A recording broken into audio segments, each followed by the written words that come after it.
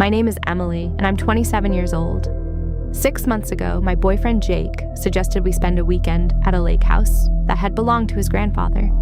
We'd been dating for almost 3 years, and this was supposed to be our first trip together in a long time. At first, everything seemed perfect. The house stood in the middle of the woods, miles away from the nearest town. There were no neighbors around, just water, trees, and absolute silence. But almost immediately, I noticed Jake acting strangely. Every time I asked about his grandfather or the history of the house, he quickly changed the subject.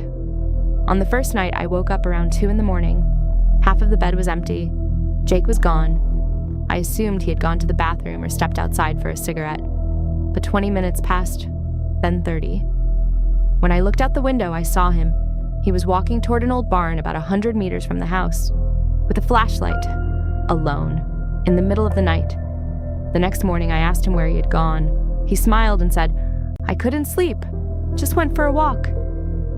But it was a lie. I could tell by the look on his face. The next night, it happened again. This time, I decided to follow him.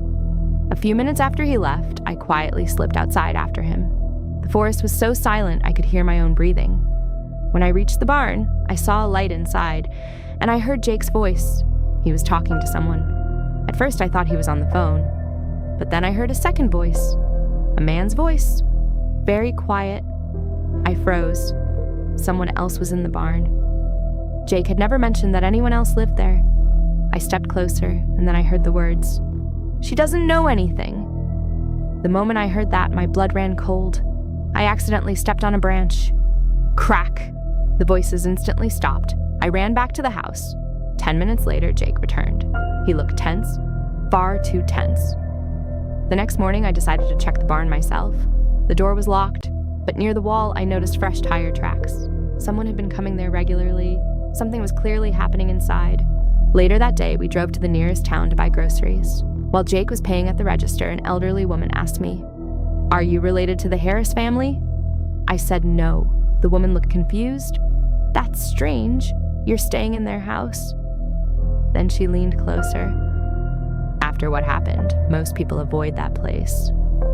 A chill ran down my spine. What happened? But at that exact moment, Jake walked over. The woman's expression immediately changed. She went silent and walked away. In the car, I demanded answers.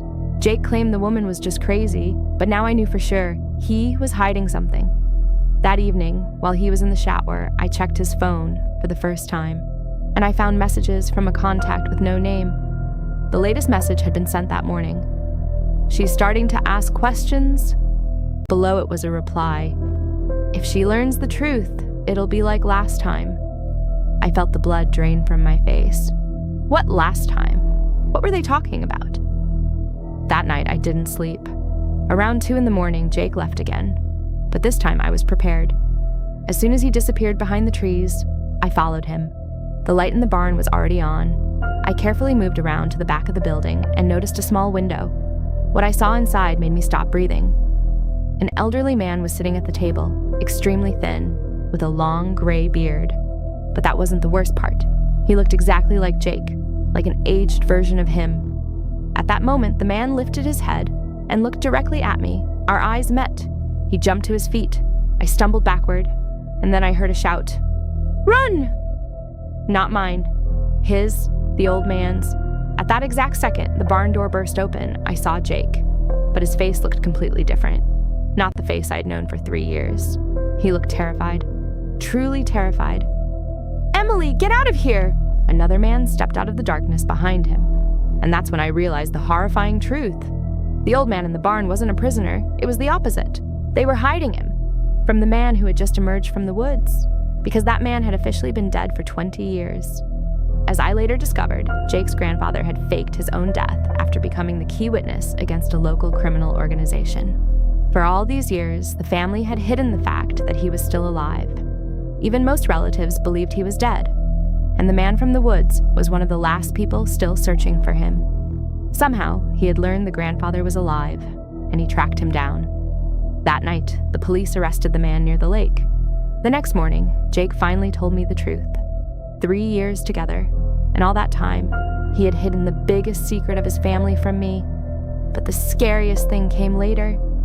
If I hadn't followed him that night, Jake's grandfather was supposed to leave the hideout 2 days later and disappear forever under a new identity. I was one of the last people on Earth to ever see him alive, and sometimes I still think about that message. If she learns the truth, it'll be like last time.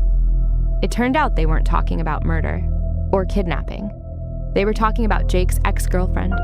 She had discovered the secret too, and after that, she simply left him, because she realized she could never trust someone capable of hiding a lie like that for years. A month later, I did the same thing, because sometimes the scariest secret isn't a crime. It's the person who looks you in the eyes every day and keeps lying.